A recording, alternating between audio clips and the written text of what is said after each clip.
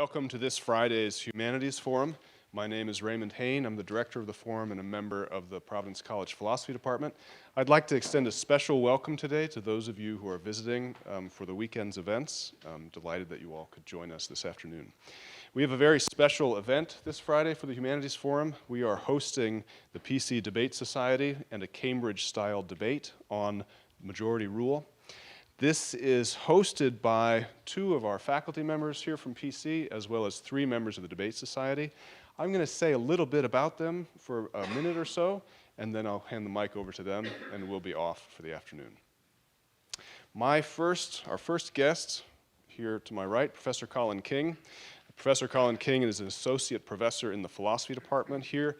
He studied philosophy, classics, and political theory in Freiburg, Lille, and Berlin, and has his PhD in ancient philosophy from the Humboldt-Universität zu Berlin. He works on the history of ancient philosophy and science, in particular on Aristotle's theory of argumentation, but he's also active in the voting reform movement in the United States, and some of you may know he was instrumental in helping Maine pass a voting reform bill a couple years ago. Professor Adam Myers, also two over here from Colin, is an assistant professor in the political science department. He earned his PhD in government from the University of Texas at Austin and has been at PC since 2014. He conducts research in the areas of American state politics, political parties, and political history. Noah Gemma, all the way on the end, is a senior philosophy and theology double major here at PC. His favorite topics to think about are ethics and apologetics, and he's been a part of the PC Debate Society since his freshman year. Patrick Reynolds, just to the right of Colin King, Professor Colin King, is a senior political science and theology double major here at PC. He serves as a select man for North Attleboro, Massachusetts, and on the advisory board of Bristol County, and has served in both those capacities since 2014. He's also the vice president of the PC Debate Society. Nicole Cilio, who will be our moderator for today, is a junior biology major and enjoys debating health policy and ethical issues in healthcare. She is the secretary of the PC Debate Society and asked me in particular to mention that any of you who would like to join the Debate Society after today, which should be all of you in the room, please contact her as soon as possible after today. Welcome again, everyone. I'm going to turn the mic over to the Debate Society. Please enjoy the afternoon.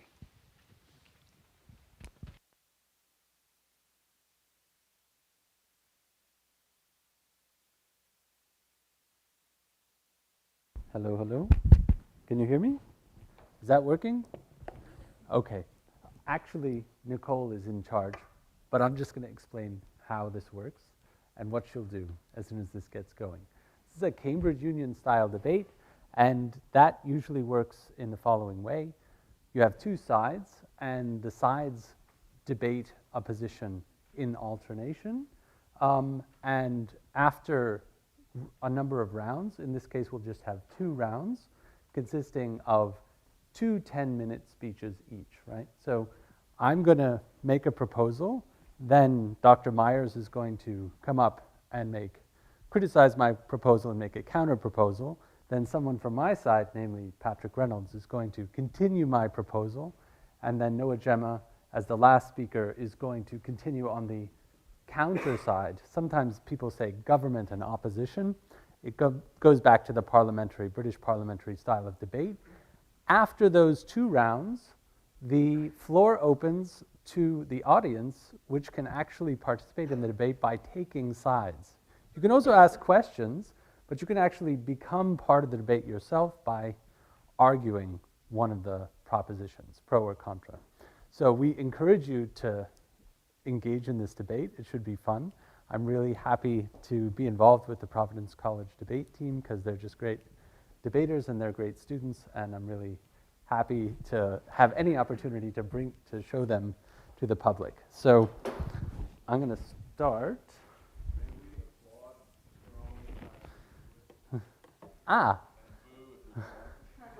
That kind of participation can happen as well. Yes, that can happen as well. No, please don't throw things. Or if you do, try to aim well so that you don't hit any unintended person. So just to be clear, each speaker has 10 minutes. So when they're you guys know kind of where we're at. And then when their timing is up, usually in a debate style, we would continue tapping the table to show that they're going over time. So just for that, that's why you know I'm tapping the table, not just because I'm getting rowdy or something like that. So you can be in the moment. Okay. So, good afternoon, ladies and gentlemen. This House affirms the proposition that the majority should rule. And what we mean by this is that the majority rule is the right principle for determining the outcome of elections in a representative democracy. That the majority should rule is the proper principle of political legitimacy in a democracy. It determines who is authorized to rule in a political community in which no particular person or group of persons is legitimized to rule by family heritage or considerations of wealth. The wisdom of the founders and framers of modern democracies, including the US one, led them to impose constitutional constraints on what a majority may do when it is in power. Such constraints are contained in the first 10 amendments of the US Constitution, otherwise known as the Bill of Rights, which issues that no law may be passed which infringes on the establishment of religion or the freedom of speech, protects citizens from unreasonable search and seizure, and guarantees due process. Our foundational documents thus recognize certain protections of private rights which are inalienable and cannot be removed by just any political majority. It would require a political supermajority consisting of 2/3 of both houses of Congress and 2/3 of the state legislatures to change these items. There are thus strong constraints which protect minorities and individuals from abuses of their rights at the hands of a political majority. For the formation of a government, however, the constitution of a majority is unavoidable. To quote from John Locke, any community being only the consent of the individuals of it, and it being necessary to that which is one body to move one way, it is necessary the body should move that way whither the greater force carries it, which is the consent of the majority. That's the Second Treatise of Government, Article 96. Otherwise, it would be impossible for the body politic to act as one body or community. The consent to be a member of a community is consent to abide by the majority. Now, the principle of majority rule and any principle for deciding political contests will only be legitimate if it is compatible with our basic intuitions and beliefs about fairness and fair play. Majority rule is not just compatible with these, it follows from them. For our basic intuitions regarding fair play and fairness tell us that the winner of an electoral contest should be the person who accrues the most votes by those individuals who are enfranchised to vote.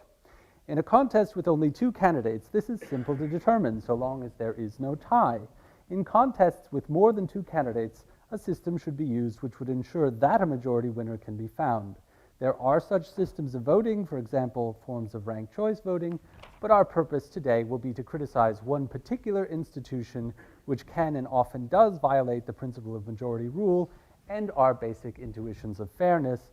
That is the US Electoral College for the election of President of the United States.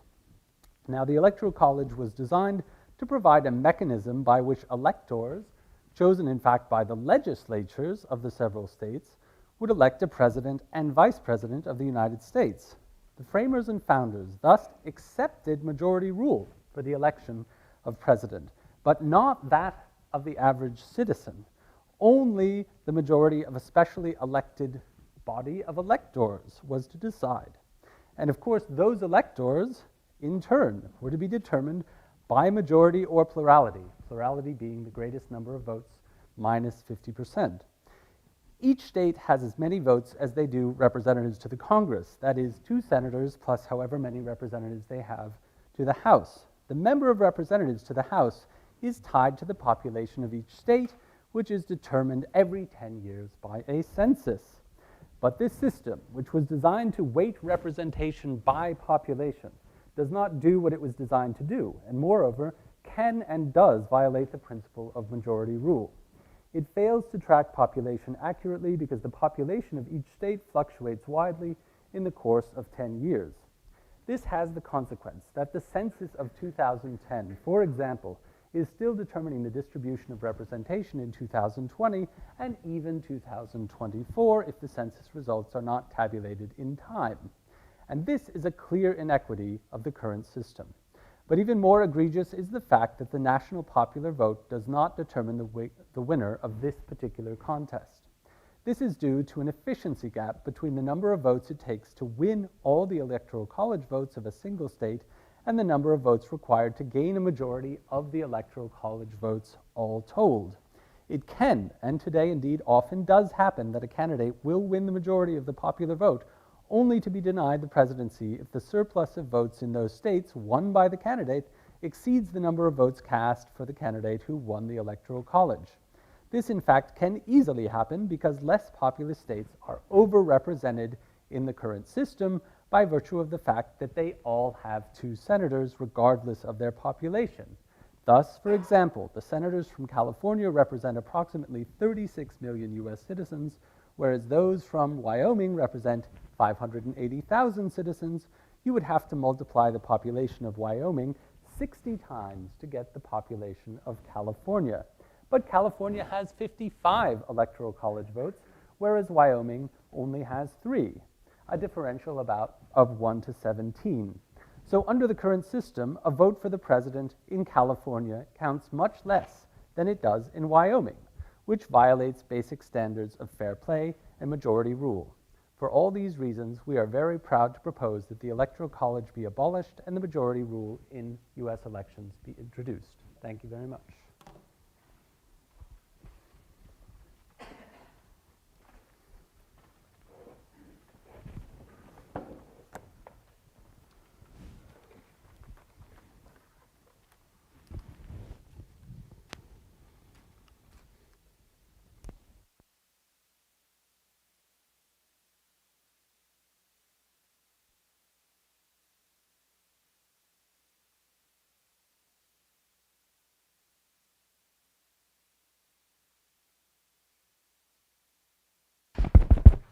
Everybody hear me?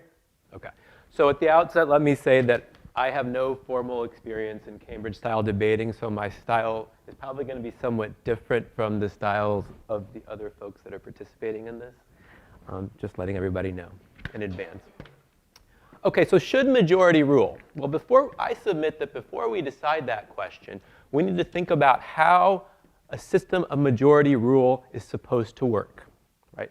We need to think about how it's supposed to work before we can assess whether it works the way it's supposed to today, just as an empirical matter. And then we need to think about whether it actually can work the way it's supposed to. So I think most of us would agree that the way the majority rule is supposed to work runs something like what I'm about ready to say. So ordinary people, ordinary citizens, are supposed to have policy preferences. They are supposed to have thought about tax policy, about education policy, about trade policy, et cetera. And they're supposed to have come up with a view about what they, given what their values are, think the best policy should be. And then during election time, they're presented with parties that have different policy visions or candidates that have different policy visions, and they vote for the candidates who share their preference. Then the folks who get a majority of the vote win. They enact what the majority wants into law, and that way the majority gets what it wants. That is like a very kind of stylized, simple version of the way majority rule is supposed to work. And if it actually worked that way, I'd be in favor of it. But the problem is that we know, based on over 100 years of social science research, that that's not the way it works. And the problem is not with the politicians, which is where we usually like to place the problems in our society. The problem is actually with the voters themselves. As it turns out, we know, based on a ton of political science research and public opinion research, that ordinary voters do not have strong policy preferences. Most ordinary voters are ignorant about public policy, and they will admit it willingly in public opinion polls. More than that, most voters do not know where to place the parties on the issues. Political elites do. Politically sophisticated people do. But ordinary voters, for the most part, do not. And by the way, this is a finding that is consistent for countries all across the world. And it's consistent for all age brackets. I often meet students who say, oh, things are different from my generation. We're the internet generation. We have a lot more media. We know a lot more. Unfortunately, that is not true. Younger cohorts are just as ignorant as older cohorts. Now, in saying that voters are ignorant, I'm not saying they're stupid. I want to be very clear about this. The reality is that most voters are busy with their lives. They have to raise families. They have to feed. They have mouths to feed.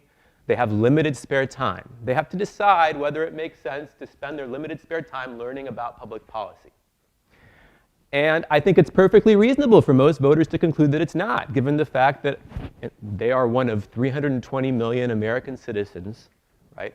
And so the value that our society gets from them learning about public policy is quite small. Chances are their vote won't make a difference in an election. Chances are their voice won't be heard in congressional debates.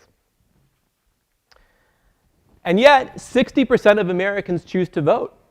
Now, usually when we think about turnout in American elections, the way that's framed is usually turnout is too low.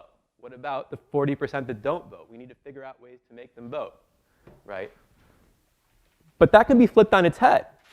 We can ask ourselves, if such a high percentage of voters don't know much about public policy, don't have clear views about policy issues, should they actually be voting, right? I'm not saying that's my position. I'm just saying that's a question that could be thrown out there. So if the 60% of voters, 60% of people who are eligible to vote and who vote are not voting based on public policy, what are they voting based off of? Well, there's a big, Scott study of voting behavior. It's a gigantic part of the political science discipline, and you can take a whole course on it. But to make a very, very long story short, basically, voters vote based on their social identities rather than their policy preferences. So what I mean by that is, well, I'll ask a question to kind of get at what I mean by that. If you were given if you were asked to predict what a random American, or how a random American voted in the last presidential election, would you rather know their views on trade policy, their views on education policy, their views on criminal justice policy, et cetera? Or would you rather know their race, their gender, their level of religiosity or their religion, and their geographical location? As somebody who has studied voting behavior and used to work as a pollster, I can tell you I would much rather know their demographic characteristics, because those are much more predictive of the way people vote than their policy views. And the reason for this is really quite simple. While it's true that ordinary voters don't understand public policy very well, it turns out they do understand something very kind of intuitive about the way politics work in a mass democracy like ours. They do understand that politics does generally boil down to competition between social groups, competition between racial groups, competition between religious groups, competition between income groups, competition between geographical groups, et cetera, right? And so they vote for the parties or for the candidates that they perceive as being on their team, right? The thought process of most voters isn't which politician shares my policy views. It's rather which politician is on my team, which politician will represent my group. And there's a couple of big consequences to this. One of them is that politicians or voters can't hold politicians accountable, right? Because they don't know anything about public policy, right? So they can't hold politicians accountable for their policy decisions.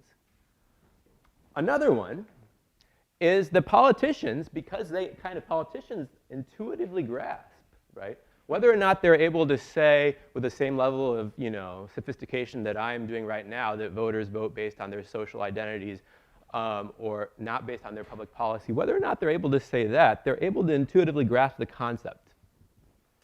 And that's why they understand that in order to maintain their constituencies, in order to build their constituencies, what they really need to do is further divide and inflame people, further exacerbate social divisions, because it's those social divisions that have put them into office in the first place. Now, everything I've said up until this point, right, is what basically the discipline of political science has found over the past 100 years. That means 3 minutes, right? Okay. But the truth is, we didn't really need 100 years of social science research to know this. I mean, political science has given kind of the study of voting behavior a level of sophistication that it didn't have before, but the American founders understood much of what I said very well 250 years ago, long before social science came about. So let me quote James Madison from Federalist 10. one of the chief writers of our Constitution. A zeal for different opinion regarding religion, concerning government, and attachment to different leaders, ambitiously contending for preeminence and power, have in turn divided mankind into parties, inflamed them with mutual animosity, and rendered them much more disposed to vex and oppress each other than to cooperate for the common good. So strong is this propensity of mankind to fall into animosities that where no substantial occasion presents itself, the most frivolous and fanciful distinctions have been sufficient to kindle their most unfriendly passions and excite their most violent conflicts. So this gets at everything I said before, the tendency of people to form groups, to think about social and political life in terms of us versus them, and to be guided by emotion rather than reason. The founders of the United States understood this. They didn't want to get rid of democracy completely, but they wanted to create a government that was ultimately responsive to popular opinion, but also insulated from it, right? That's why they created the Electoral College. The Electoral College was supposed to be an institution that was ultimately responsive to the people, but insulated from it via the creation of several layers between the people and the President of the United States. That's why they made the US Senate indirectly elected by the people too. That's why they gave that's where they gave members of Congress from the House and Senate different lengths of office. The founders wanted public opinion to be taken into account, but they wanted to put the brakes on it, right? They wanted to create a forum in the federal government that would lead to deliberation. And so they weren't entirely opposed to the majority rule, but they wanted it tempered. And that's what we, on our side, are advocating for. A political system that takes into account popular opinion, but has certain institutional mechanisms to filter it, to temper it. Some of the things that the founders may have come up with to temper public opinion, like, for example, 6-year terms for the Senate, may no longer make much sense, right? These days, the Senate isn't insulated from public opinion as much as it used to be because of mass media and other features of our modern society. But I want to suggest that we need to rethink about how to create a deliberative public body, a deliberative policy-making body. Thank you.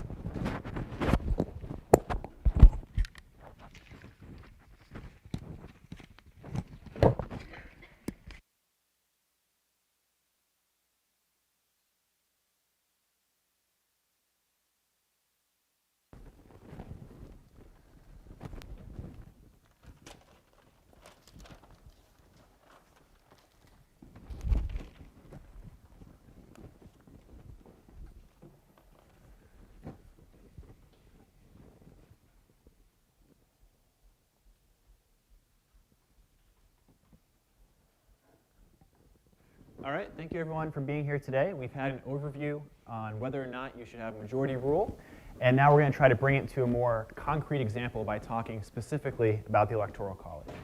So to sort of start with an overview of why the Electoral College was created by the framers in the first place, we go back to 1787 when this idea was being discussed, and there were a couple reasons why it was chosen. The first one being a concern about the lack of political parties and coordinating institutions that could spread information about presidential candidates.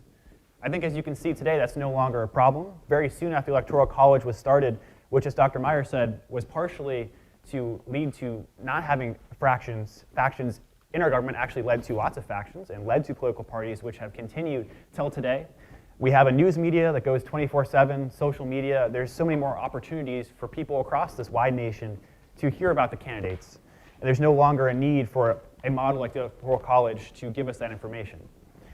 The other problem would be that there's no technological ability to have people vote nationwide in the same day, simultaneously across the country.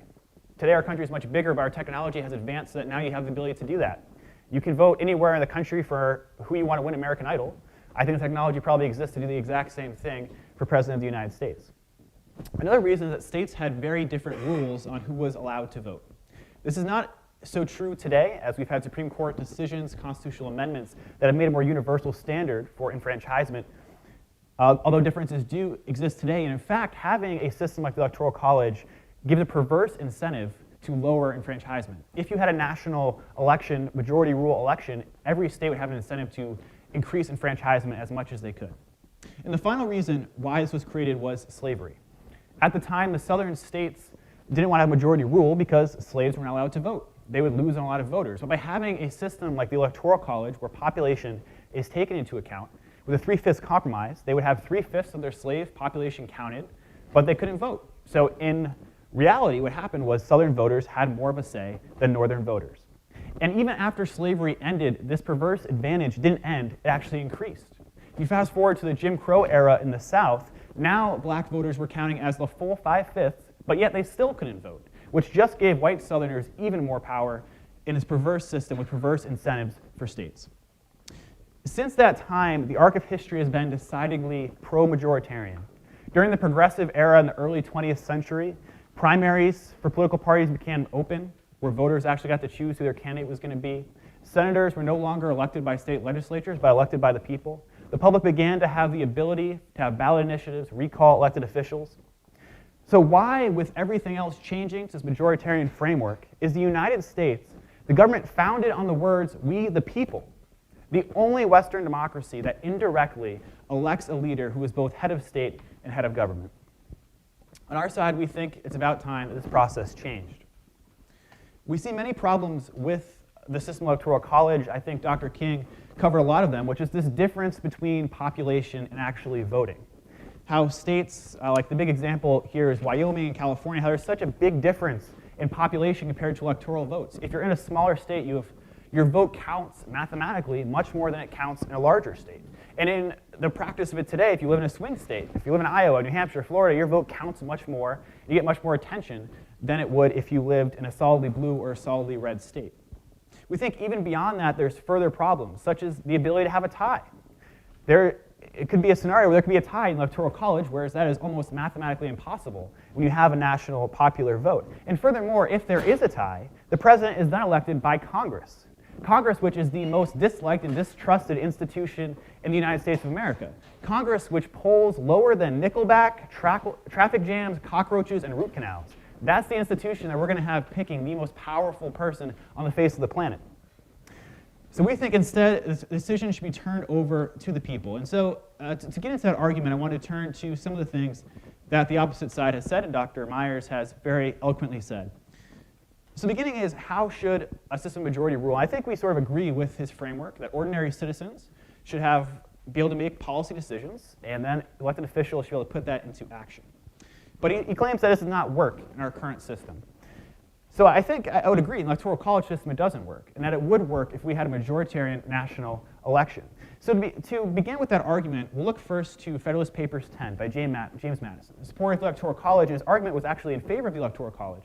But I think today we can apply it to why the electoral college is now out of date.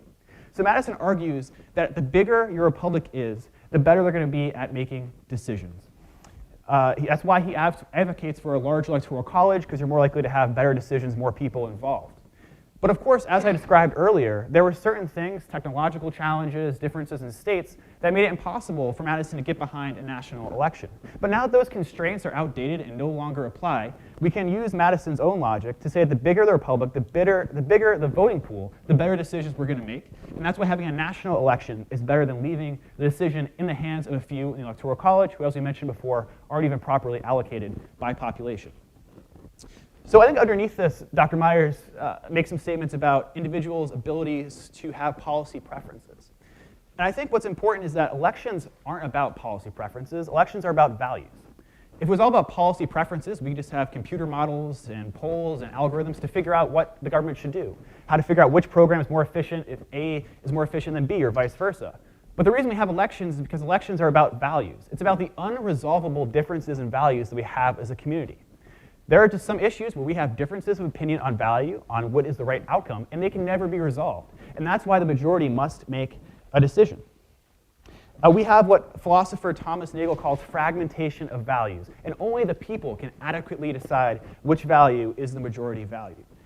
I think we also recognize that demographics take a role in that. I think it's true that demographics will be a good indicator of how someone voted in the last election. But that's because demographics often influence and have an effect on our values. Let's look at an issue like abortion. You can't just decide which is a better policy position. It all comes down to your values. Are you valuing privacy rights? Are you valuing sort of more religious rights? And your demographics lead into that. If you're a more religious person or a less religious person, that's probably going to change what your values are, which you think is the better outcome. Look at tax rates. Based on your demographics, based on your income, based on your life experiences, you're probably going to favor equality of tax rates versus equality of incomes in a society. So it's a value question that only the people can decide. I think also we should probably expand what our definition of policy preference and policy knowledge is. Sure, every American's not an expert on advanced systems of government or economics, but they're an expert on their own life. And I think that is a policy decision. If we want to talk about farming, every American isn't an expert on international trade laws with farming, but they know their own community. That farmer in Iowa is a policy expert on what it's like to be a farmer in Iowa. That cattle herder in Montana is an expert on what it's like to be a cattle herder in Montana. And I think the beauty of a majoritarian system is that we have the widest set of knowledge. I think when you want knowledge, you want the widest set, the most diverse set. By having the entire country, millions and millions of people partaking in this program, in this process, we have the widest set of knowledge we possibly could. And as Madison said, we should be expanding the pool of who can partake in this election. I think it's also been mentioned that there will be further divisions in social groups, but we think, in fact, the opposite is going to take place. We think that the larger your voting pool is, the more moderate positions are going to have to take place. Look at the presidential elections. The positions that are stated in primaries are always far more extreme than the positions that are stated in general elections. Why? Because in general elections, candidates are forced to appeal to the largest group of people. The larger that group, the more moderate their positions are going to have to be, and the more, because they're going to have to win parts of different groups. So they can't just appeal to one group. Their views actually have to become larger. And finally, I think a big question of this is how much insulation the people should have from the government. I think that's a pretty big contention on the other side, that there should be more insulation between the government and the people. So we think that firstly, throughout time, this insulation has gone down. Like we mentioned before, senators were once not elected by the people. Now they are. The people have the ability to enact legislation through ballot referendums, recall elected officials. This insulation has gone down and down. We think this is a good thing. We think, first of all, insulation already exists. Bureaucrats are those that aggregate the values the election puts forward and the actual policies that take place. These unelected people are the ones that take the values presented by voters and make it into policy preferences. So the people don't necessarily have to do that themselves. We think there are also already institutions in our American government that are very insulated from the public, and it's usually not a good thing. What kind of institutions come to mind? The CIA, the NSA? They usually go past having government regulation by the public, and it usually doesn't end very well. That's why they do things in foreign countries, break laws, do things they probably shouldn't. And if there was more oversight by the people and less insulation, these would be less likely to take place. We think, if you look at the problems of our current political system, the answer isn't more divide between the governed and the government, it's less. We think we should have things like gerrymandering, things like money in politics create a bigger and bigger divide between the public and the government, and we should be doing the opposite if we want to fix our political system. Thank you.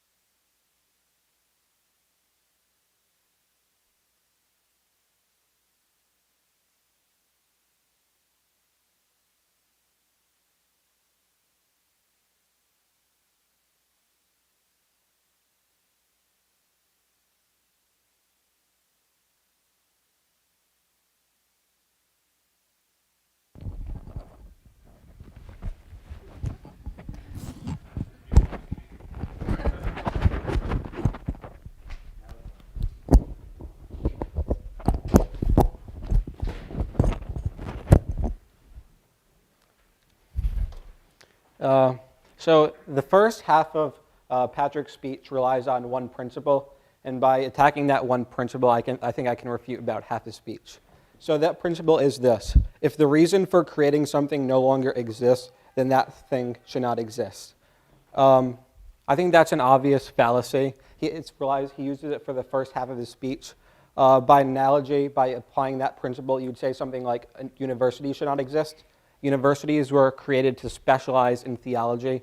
Most universities no longer specialize in just theology. So by that principle that he uses throughout the first half of his speech, universities should no longer exist. Then there's one more big problem that was just embedded throughout his speech, and that was that people say Congress is bad, therefore people should vote. But it kind of begs the question. The first half of it relies on the intuitions of the people, and then he uses intuitions of the people to justify the intuitions of the people. So there are two features of the Electoral College that proponents of majority rules will have to defend. The first is that the state population does not correlate with the state vote amount. And the second is that the electors vote and not the population. I will spend my speech defending the second one of those. So I'm defending that the people vote on the state legislators who vote for the electors who vote for the president. So the two buffer layers, which goes against the principles of majority rules. There are 3 points that I think work on my side here. And the first one is it will create better presidents. So there are two parts of an election. The first part is how the candidate appeals to the voters. So I'm going to divide this one part into two further parts, the side of the majority and the side of the electors and not the majority. So when a candidate is running for office and is appealing to majority, he'll typically do something along the following lines. One thing is he'll revert to appealing to people's anger. Aristotle in the Rhetoric talks about how this is the primary factor or persuasion tactic for stirring up people, calling them to action. Humor doesn't work so well, but when you talk about anger, talking about taking away something from people, that will call them to action. An example of it would look like something like this. Do you work hard for your money? You'd probably say yes. What if I told you that there were people who were paid to take away your money? That's called the government. You'd be like, wow, that's really wrong. I want to do something about it. I stirred you up by anger, even by letting you know beforehand that that's what stirs people up. So what else will go on in the popular vote? It will be simple because you'll be appealing to people who do not have a shared wealth of economic or political knowledge. So you'll need to kind of present knowledge that will apply to everyone. So it'll be very simple. It won't be substantive. And as Professor Myers rightly pointed out, it will revert to identity politics, and you'll be appealing to people who have no education in the matters. But what if you're running and you're appealing to the specialized electors, people who did have specialized knowledge in economics, politics, and philosophy? How would that look? Well, for one thing, it would be more substantive. And you're not appealing to a wide mass of people, you're appealing to a special few, so you can't use the tactic of anger to stir them up. And then another principle is that this is a theological principle, but I think I can kind of make it work here. Whatever is received from the motive of the receiver. So basically that the electors have specialized knowledge, and they're going to use the specialized knowledge to sort through the information that's presented to them. Their education will function as a filter and an organizer of the content presented to them. So I think that when you have the candidate running, he'll be presenting more substantive information, more pertinent information to his position as president than he would when he was presenting the information to the popular vote and not the specialized electors. And the second part of the election is how do voters evaluate a candidate? On the popular side, people will evaluate poorly because they will have received poor information. I think the information I gave you earlier applies to this part. And most people lack the proper tools and education. Now, on the elector side, they will be able to evaluate the information better. They'll have more expertise. There's an obvious correlation between education/experience and knowledge. This is something we can all attest to. We don't want kids to vote because kids don't have this special knowledge. And also, when you're sick, you want to see the doctor. You look for his specialized knowledge. When you're sailing, you want to seek the information of the captain. You want his specialized knowledge because that's what he's trained in and that's what he has experience in. And you might thought when I gave the sailing example, what about like the crewman? The crewman should be able to stand up to the captain and say, no, you're doing something wrong. But if you thought that as a response to what I've said, you've misunderstood it and you'd probably side with me. The crewman does have specialized training, has specialized knowledge, so that would be a disanalogous. A better analogy would be like you are sailing, you should listen to the captain because you don't have that specialized knowledge. So how will these two factors of the election relate to the presidents? On the popular vote side, you'll have a president who is elected and will have never demonstrated actual knowledge because that's not the best way to win the popular vote. And you can have a president who won by stirring up the masses with anger because that's one of the best rhetorical tactics, as Aristotle pointed out. But if you appeal to an electors, what would the president look like? The president will actually have the relevant knowledge to rule, and the president will have spent his campaign time studying up on policies and presenting those policies to the electors. So that's the first benefit of the side of the Electoral College as opposed to the majority rules. So that's more of the quality. Now I'm going to go deeper into the philosophy point. So I'll call this point B, and I'll call this, it gives the people what they really want. So on their side, even if you buy that my side has the better quality official, you might think they have the side of political legitimacy. I'm going to respond to that here. So all people and all their actions, they're aiming for fulfillment, they're aiming for happiness. That's their furthest good that they're aiming for. And all the closer decisions they make on day to day, they think that will bring them fulfillment or happiness. Now, if you have a president who, let's say, doesn't understand economic theory, he won't be able to put people in good positions to achieve the fulfillment, which is what they really want. But if you did elect a president who does understand things like economic theory, he can put them in positions to achieve their fulfillment. I'm just going to capitalize this point. It's going to take a principle from Aquinas, then it's going to just apply this principle here. So Aquinas says, when people they act, they know that they should do good and avoid evil. So what you get from this is a statement. You should do what is good. What is good is what fulfills your nature. So you should do what fulfills your nature. But the problem here is that the government also has a competing should statement. You should do what the law says to do. I think the former claim, you should do what is good, you should do what fulfills your nature, overrides the claim, you should do what the law says to do when they conflict. So because the first one is more important, that's like the primary principle we act upon when living our lives. I think it is important that we do have a quality government that doesn't make us kind of go against that first principle, which is more important.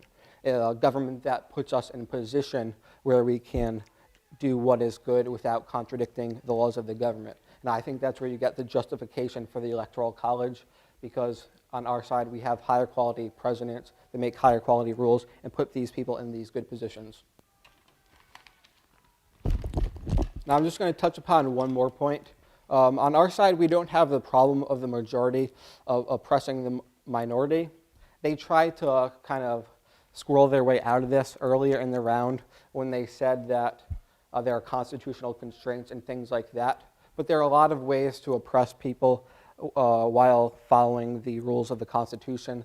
The Constitution just has 10 points, I think he said. So if you can find a way to oppress people while adhering to those 10 points, you can still allow for the majority to oppress the minority. Thank you.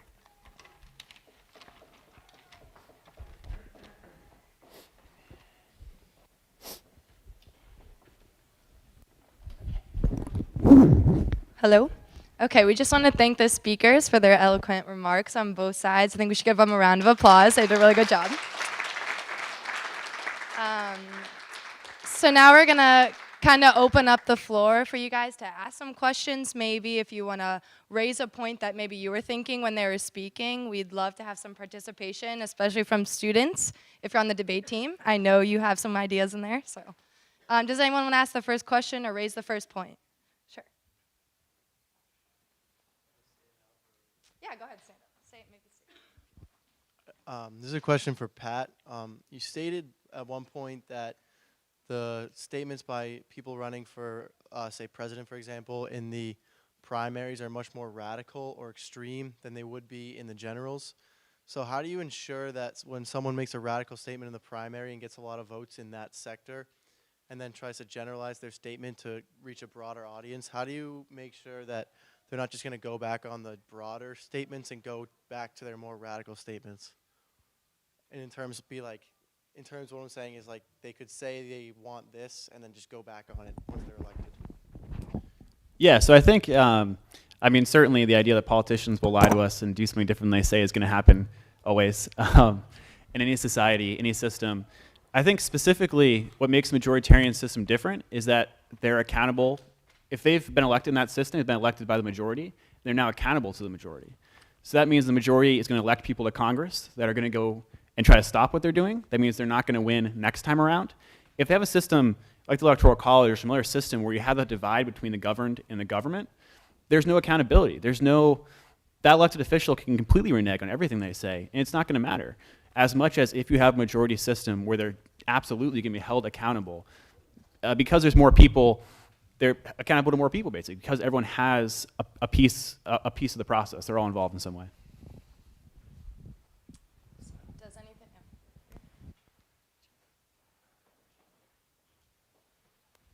So this is primarily for the anti-majoritarian side, but if you guys want to chime in, you can. You talked primarily about justifications for the Electoral College and reasons that it would be a good thing that it subvert the will of the majority. Fortunately, we have several concrete examples of that actually happening in US history, one being the most recent presidential election. So would you say that that is an example of the benefits of the Electoral College, or would you say that this is an example where the will of the majority was actually more aligned with what you might call policy sophistication? Did the Electoral College, I guess, do the job that it was intended to do according to your definition? Do you want to take that? When I was defending the Electoral College, I wasn't defending how it was used now, but like you said, how it was intended to be used. I don't think how it is used now is how it was intended to be used.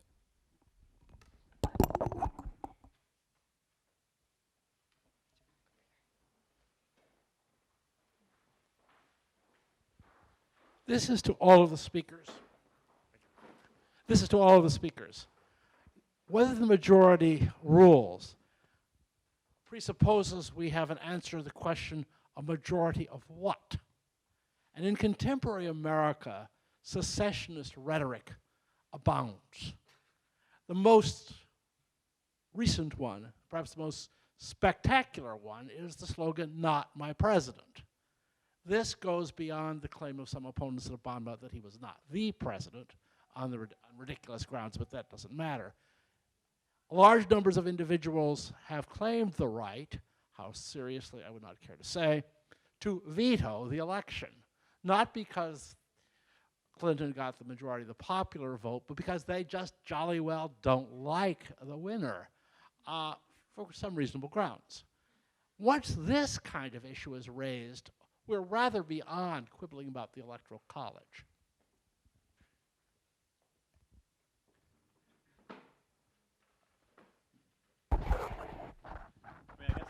That's exactly why we should have a truly majoritarian system.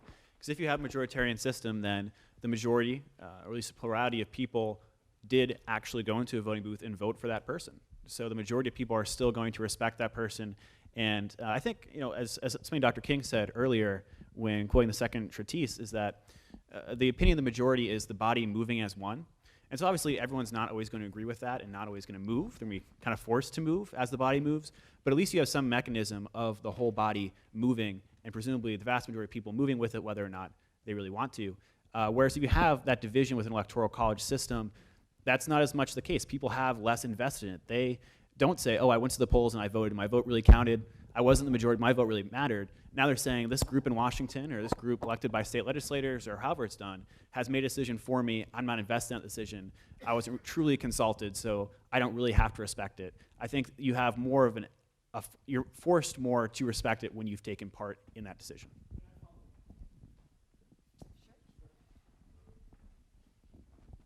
do you really believe the pink pussy hat people would have changed their views if Trump had got a majority of the popular vote?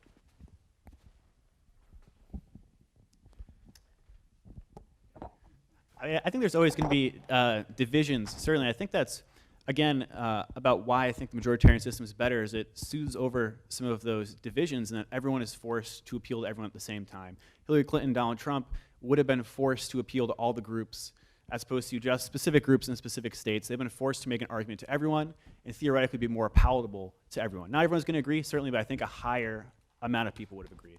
I think that actually shows a strong point on our side. You don't see people doing that when Justice Gorsuch was nominated to the Supreme Court because they didn't vote on that.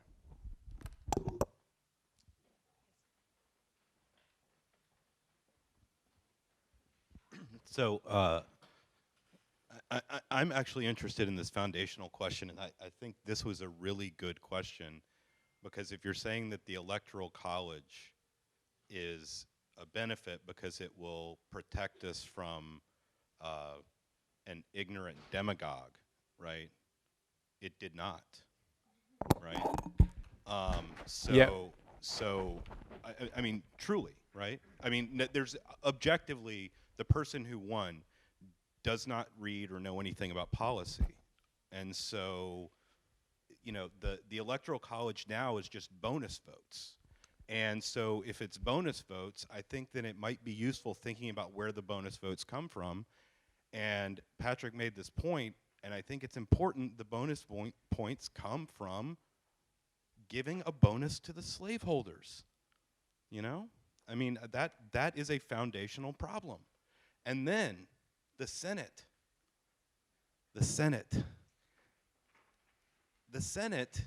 oh, the Senate is anti-democratic. And it not only is it anti-democratic, the Senate, representation in the Senate is unchangeable in the Constitution. In Article 5. Article 5, which is already makes it an impossibility to get an amendment through with a 2/3 and then 3/4 requirement for ratification. In Article 5, it says the Senate, you can't lose an equal representation in the Senate unless you have 100% agreement. Everyone must agree to give up their senators if you want to change representation in the Senate. So that's an impossibility. I mean, I would never advise, now as someone who is a resident of Rhode Island, I'm all for the Senate, right? But I don't want to talk too long, but I just want to, this idea of equal protection, right? In the 1960s, the Supreme Court says state senates cannot be based on geography because that denies equal protection. And they said that was okay in the US Senate because they had to do that in order to bring everyone in to agree, right? It was a kind of foundational thing.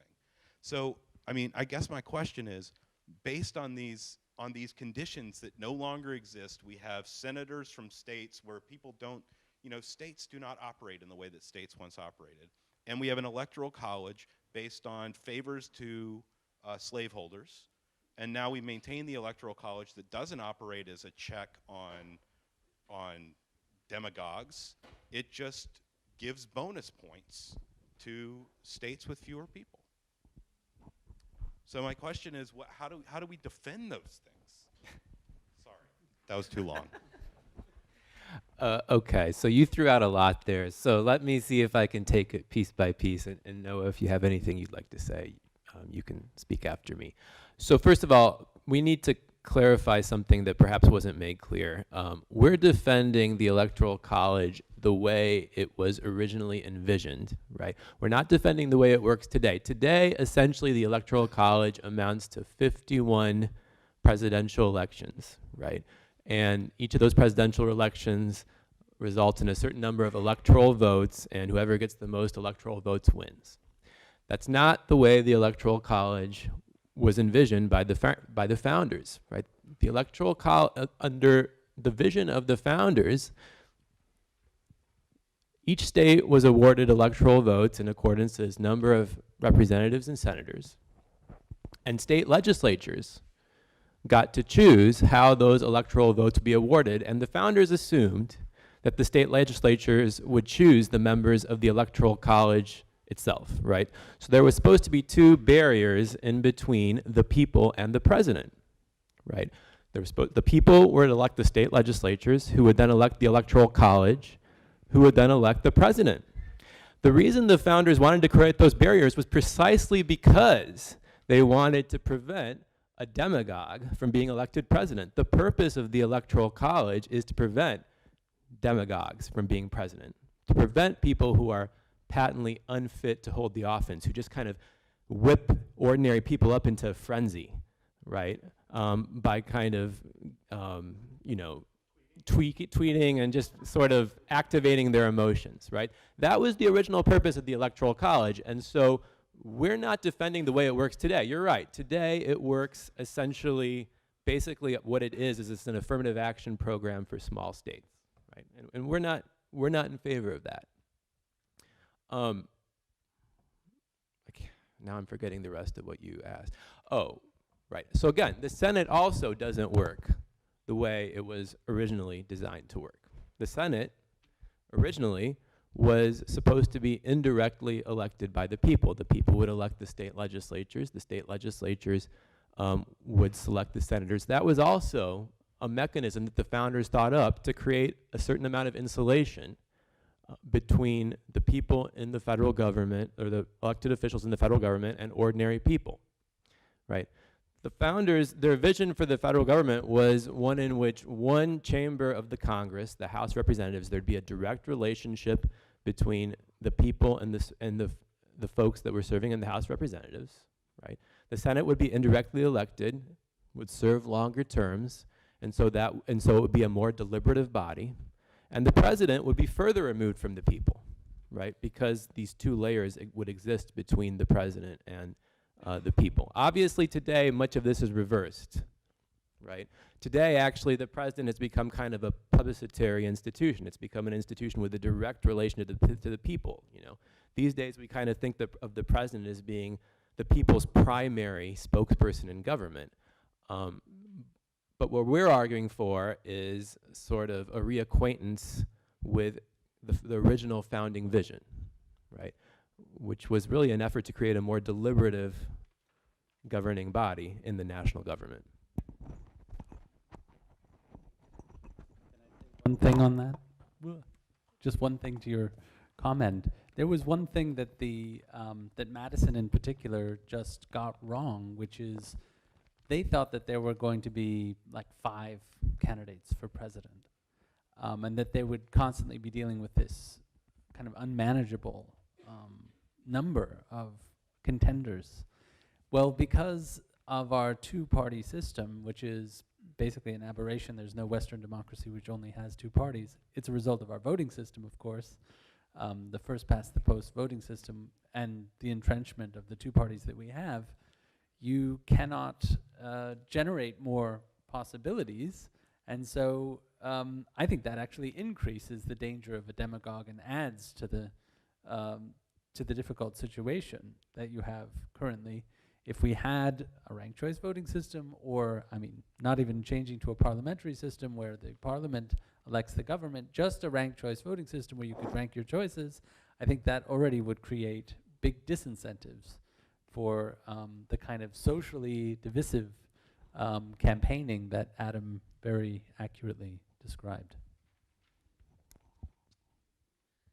I'm just going to follow up on that question a little bit, because the statement that you reminded us of is that you guys are defending the Electoral College as it ought to be, right?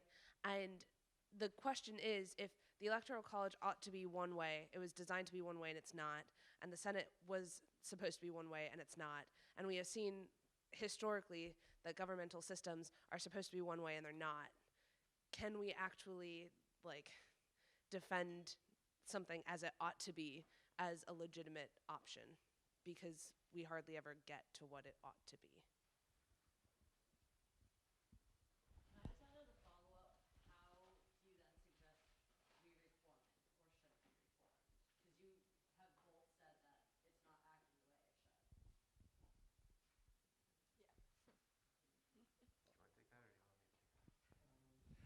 I can say something to how it could be reformed. There's, well, let the majority rule. Well, there's actually a campaign underway by an organization called Fair Vote to introduce a national popular vote, and they're doing this by a state-by-state compact. And they're having the states pledge that they will give their electors to whichever candidate wins the national popular vote.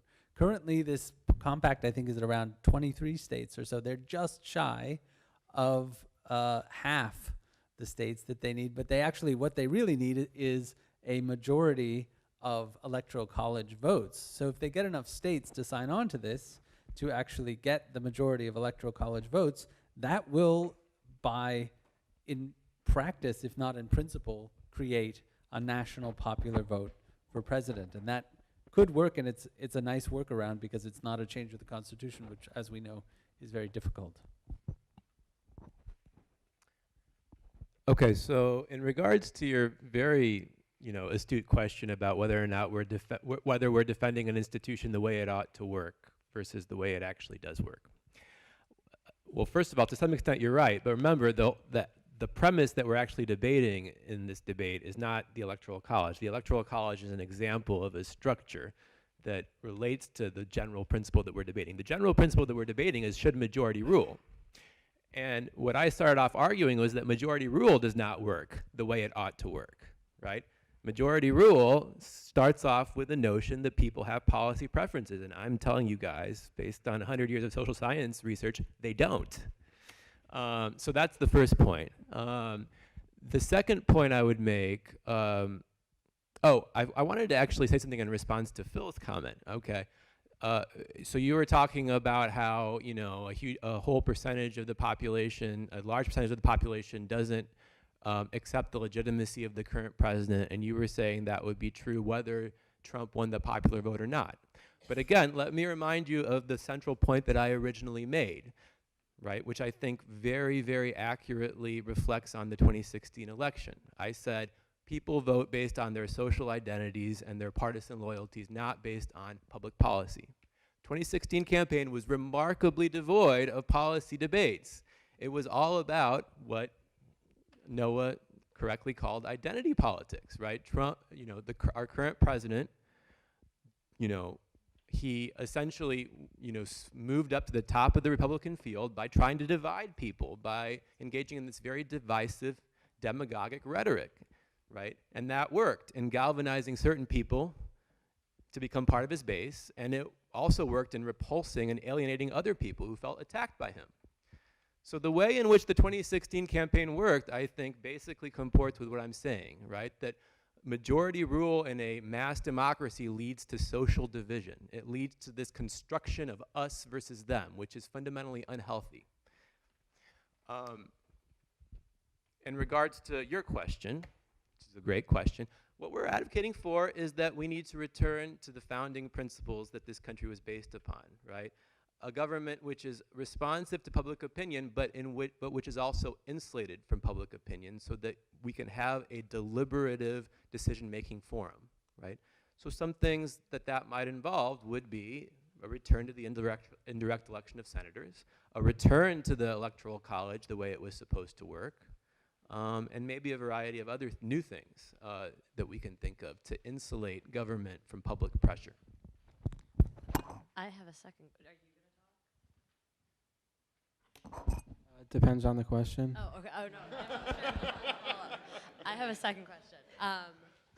You've spoken widely against identity politics, and I know you're saying that people aren't really aware of public policy. However, people's identities very inherently affect public policy. So an immigrant family would be against the wall. Somebody... like your personal experience does affect it, and I know the majority side was saying that, but how can you argue the fact that if you're unemployed and you can't get health care, those demographics do affect your opinion on those public policies? So you're saying this is a good policy because it will help me get health care, it will help my family come into this country, X, Y, and Z, all of these things. How can you deny that the demographics you're saying, those are the entire determinants, but those are the people. And those are what affects politics.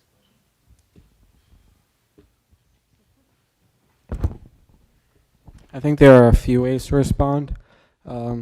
Firstly, what you're showing that is people are voting on their immediate self-interest. I don't think that's good. Because someone has a certain health care issue, that doesn't mean the one that they vote for will be best for the common good. But more importantly, they're just voting on, they have a narrow vision. That person's voting on just health care. There's a lot more to consider than that one issue that they won't take into account.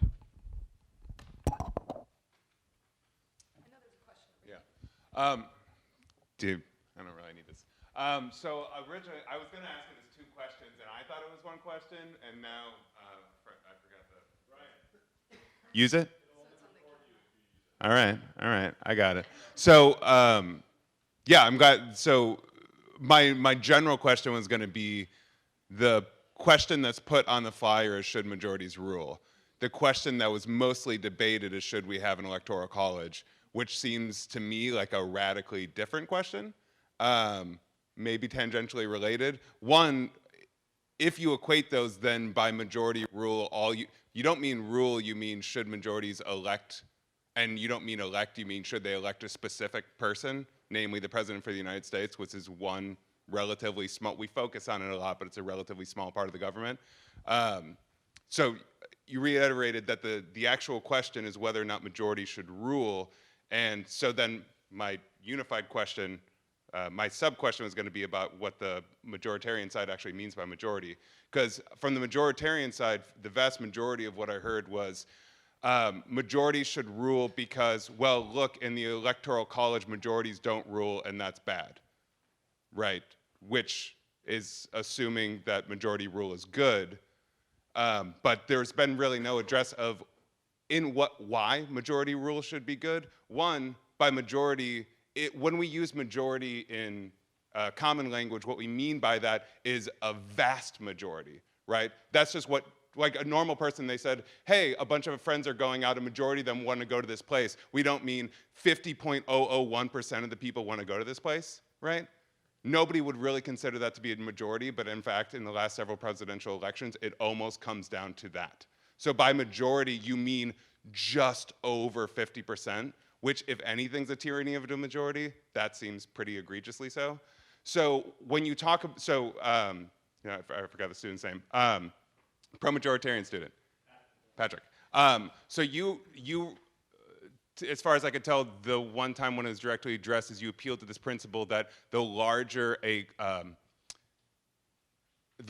institution or a republic is, the wiser the decisions that they make. You kept appealing to that principle, which seems manifestly false to me. I mean, it seems equivalent to saying the best symphony will be the one that has the most notes in it, right? Which will just be a wall of noise, right? And you appealed to the specific knowledge of the individual farmers, which, yes, is relevant to their specific knowledge as in being an individual farmer. But if you're talking about majority rule and making an overall single winner-take-all, all-or-nothing decision between two binary options, and by majority you mean something that is a mathematical majority that can be 50.001%, so leaving the Electoral College out of it and addressing the actual question on the flyer, why? What are the advantages of majority rule? Is my question.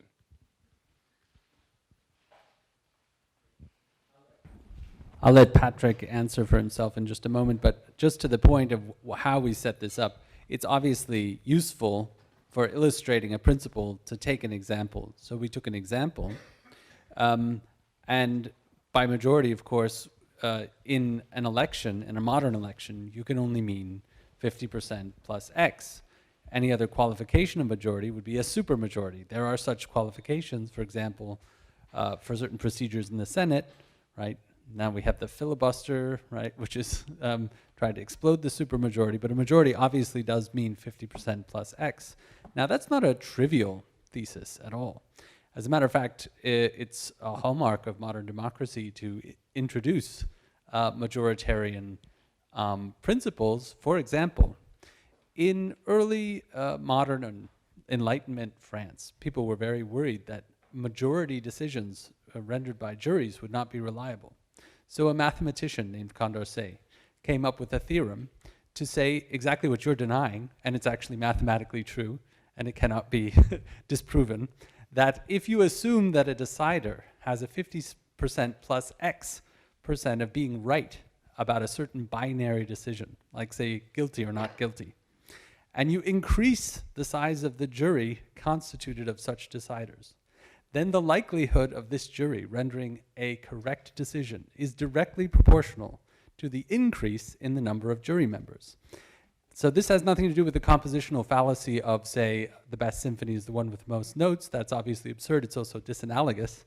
This has to do with the idea that if you increase the base of deciders, and those deciders are tendentially right, and that's an epistemological optimism about deciders that we could discuss, but that is at issue here, right? This is what we inherited from the Enlightenment, was this epistemological optimism that people generally know the truth, right? That would be the thing to contest, not the idea that a large basis of people is unreliable. That seems to be, as it were, common doctrine in the Enlightenment, and we're dealing with the institutions that we inherited from the Enlightenment. So that has that deeper history of philosophy background. There, of course, is the further philosophical debate about whether government should be somehow impartial or whether government should represent the stakes that people have in certain things. And that comes out also with your very good question about why can't my policy preference just be informed by what my interest is, right? To say that there's the common good and that we should all just care about the common good, just to appeal to the common good, is not going to solve the issue, because the common good itself is part of the contentious concept that is being required here. So the idea that Patrick brought up, I think, is that everybody is their own expert about their life experience.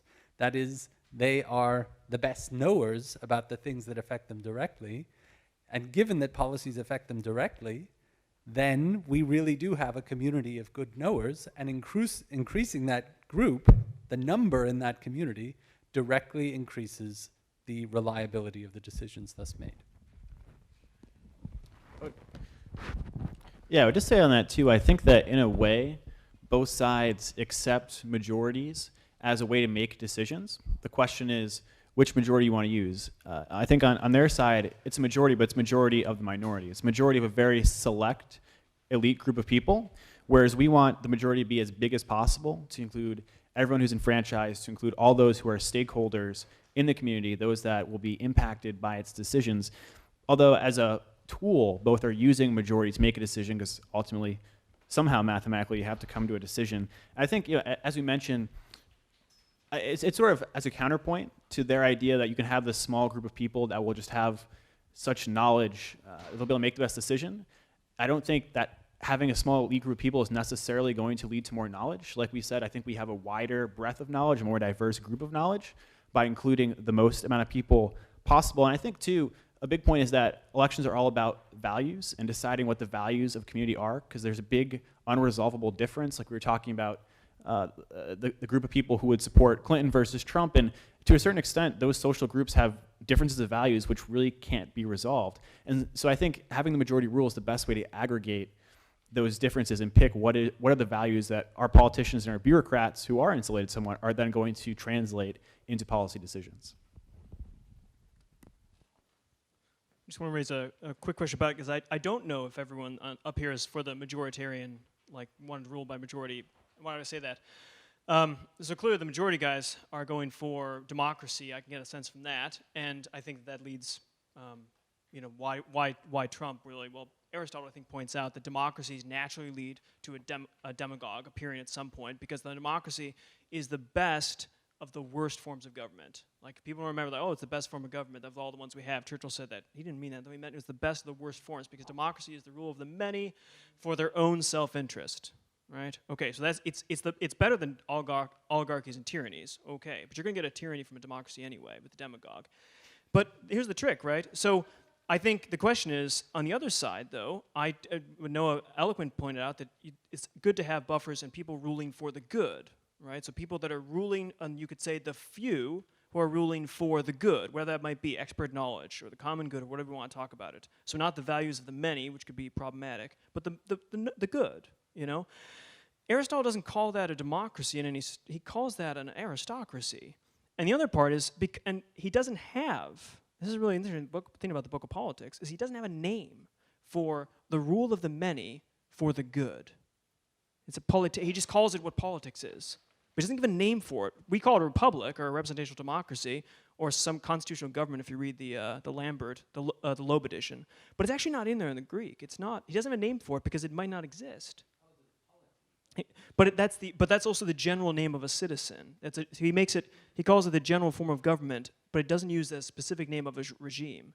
Now, you could make a debate about whether he thinks it exists or not. But my question to the anti-majority side is your position an aristocracy? And if not, why isn't it? Why is it a democracy?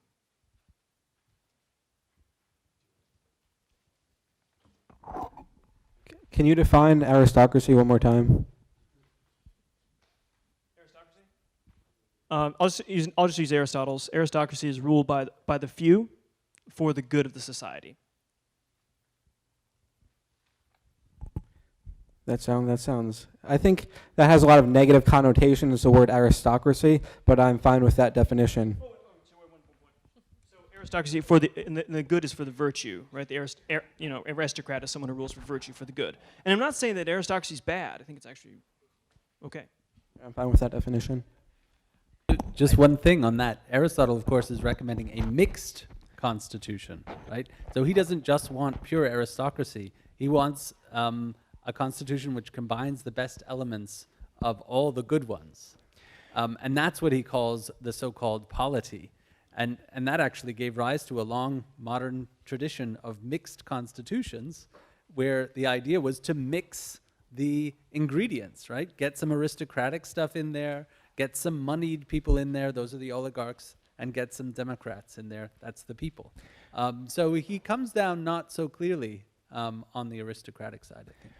Right, and so to the extent that's true, that's actually fairly close to what we're arguing. Remember, what we're arguing for is a system that does have some democratic components, right? That's the way the US Constitution was originally set up. The US House was directly elected by the people, so the people would have direct representation in the national government, but it wouldn't be direct, unfettered representation in every part of it, right? So I think that's the critical distinction. I actually wanted to come back to your question because it was a very good one. So basically what you were saying, you were saying, if I remember correctly, and correct me if I'm wrong, that people's social identities are wrapped up with their policy preferences or their policy interests, and so it's not, one can't separate out policy preferences from identities to the extent that I was trying to separate them, right? Is that basically what you were saying?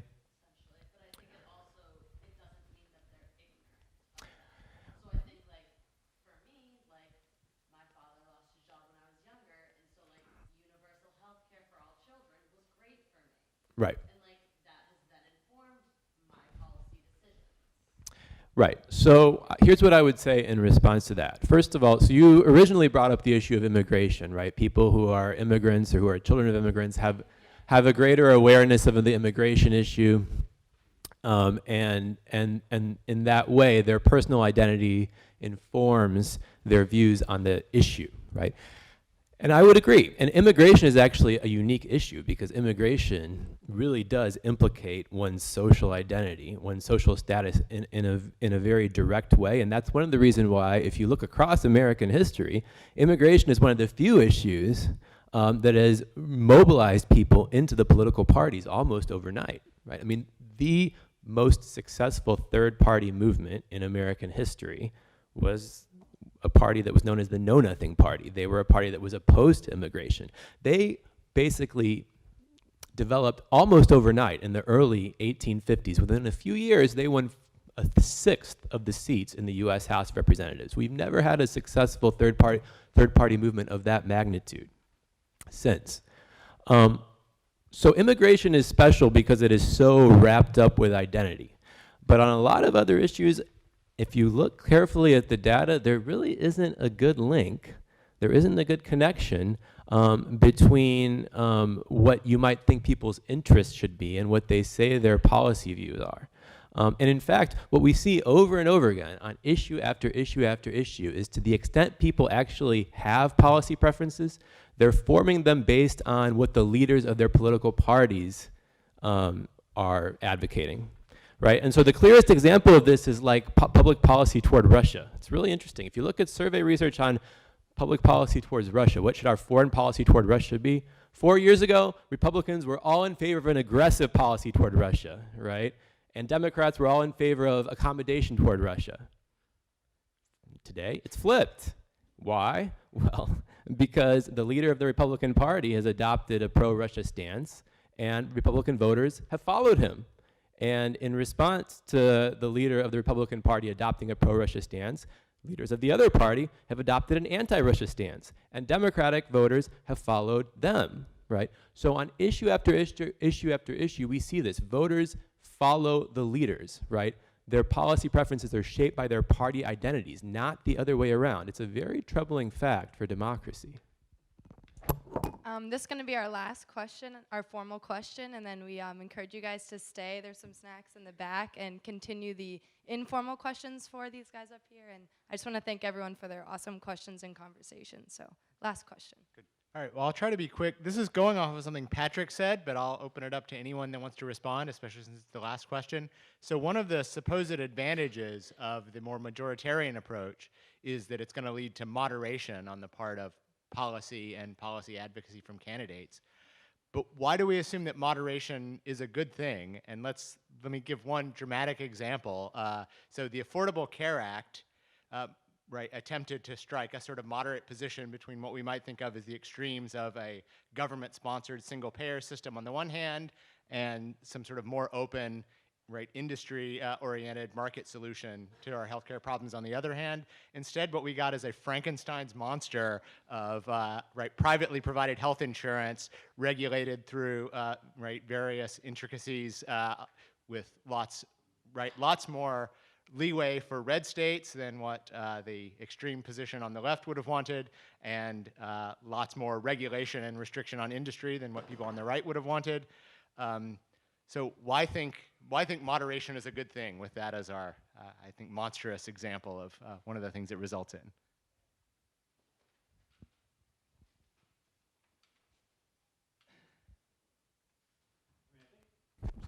I think I would say, if you're using the Affordable Care Act as an example, I think a lot of the problems with it came because of the lack of majoritarian structures. Had it been something that the majority was able to just decide, you would have had one of those two extremes, or something probably center left, center right. But because you had a Congress, which especially the Senate is built on non-majoritarianism, you had this horse trading. So you had people, Democrats who were more conservative Democrats from smaller rural states, who had an outsized vote than they should have based on population, smaller population, but they had a bigger vote.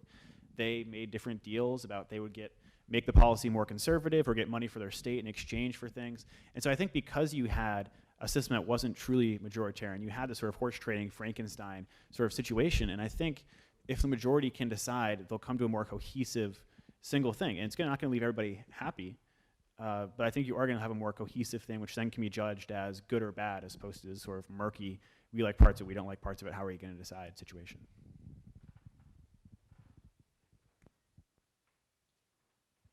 I guess that concludes this debate. Thank you guys for coming.